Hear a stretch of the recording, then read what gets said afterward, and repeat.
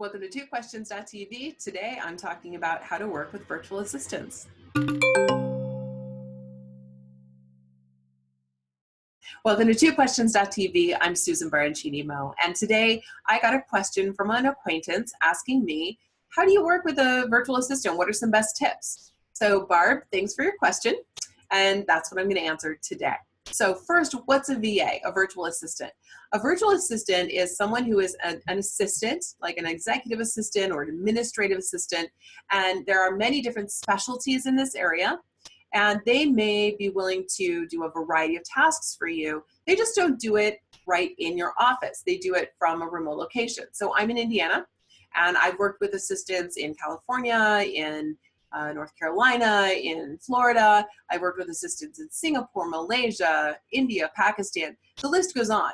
And there are a wide range of places and price points, but a really good assistant who can really cater to your needs and help you manage your business and run it effectively is probably going to be a little bit on the slightly pricier side.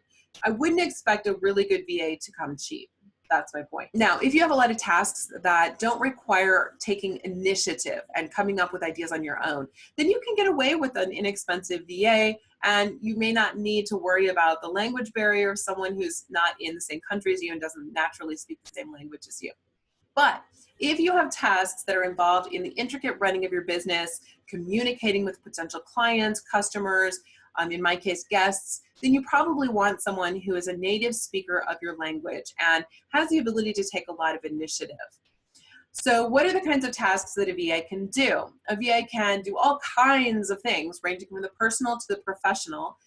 They can answer phone calls, make phone calls, handle your calendar and scheduling.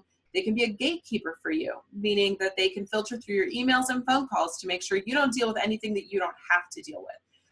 They can do your website. They can manage and maintain your website and do edits. They can handle invoicing, payroll, bookkeeping, do research for you. They can manage your social media for you. They can do presentations and PowerPoint, and they can work on campaigns and handle your email marketing. And some VAs may have a great deal of experience and expertise in these areas that they can even advise you a little bit. Another thing is they can help you with travel arrangements and reservations. And that gets me to the next question, which is, how do you work with a VA? What are some best practices? So my feeling is that the way I've been working with VAs for the last 10 or 15 years. So I always start with getting my ducks in a row. I don't want to hire someone until I know exactly what I want to outsource, because that helps me to know who to hire. That helps me to know which assistant is going to be the best one for me. The next thing, though, even before hiring, is I want to know how I want it done. So I'll make a list of the things that I need an assistant to help me with, and then I will think about how do I want each of those things done. I'm a big proponent of keeping a big step-by-step, not binder, but a virtual binder. So in Google Docs, I have all kinds of step-by-step things. There's an entire step-by-step document that talks about how to book travel for me, because I'm a little particular about how I like my travel booked. And there's a whole document about frequent flyer numbers and hotel numbers and rental car reward numbers. I'm a little bit of a fanatic about loyalty programs, and when I like to fly, how I like to fly, what seats I prefer. And those things I think are very important.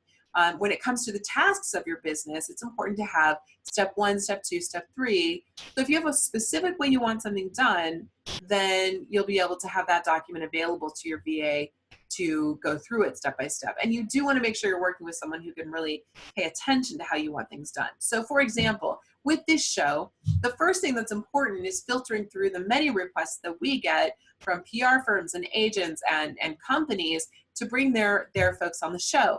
And so we have to have some system for filtering out what's appropriate content and what isn't. So we have that in a process. There are some things that still come through to me in case it's a little hard or shady and hard to tell. And I don't mean shady, by the way, in a shady, not shady, but like, you know, unclear, cloudy, let's say. Anyway, once we do that process, and there's the process of declining people and accepting people and then scheduling and booking interviews and making sure people have the links to the tools we use for the interviews. There's also a process of reminders and making sure I have the information that I need, including books or products or things that I'm going to use on the show and demonstrate and hold up, and things I'll be talking about, and the introductions that I need. So making sure I have all of that information prior to the show date. There's also the matter of making sure that after the show is recorded, it gets edited and then uploaded to YouTube on the right date and then promoted. So we have all kinds of step-by-steps so that we can make sure all of those things get done. It's a big machine, this show, bigger than I ever expected. So it's really important to know what you want to outsource, how you want it done, and then to have some step-by-step guides so that people know exactly what you're doing and how to do it when you bring them on. It's not entirely fair to expect someone who is new to your business and new to you perhaps to know how you want things done. So it's really important to give them all the tools they need to succeed. I also think you can benefit from letting them manage the documents and keep them updated as things become more efficient and streamlined and you develop over time. That's a little trick from the book The E-Myth by Michael Gerber, which talks about this very process. I like to recommend to my clients who have a hard time writing out step-by-steps, I personally will go through the process myself and then write down everything I do. But if I'm in a crunch for time or trying to hurry, then what I'll do instead is I will record myself on my phone with audio, and then later I'll go back and transcribe that and go, oh yeah, but I did this a little differently than I said, that kind of thing. So that can help as well. So Barb, I hope this answers your question. Viewers, if you have any other tips for Barb and you have any other thoughts about good ways and best practices to work with virtual assistants, share in the comments below. Thanks for watching. I'll see you next time.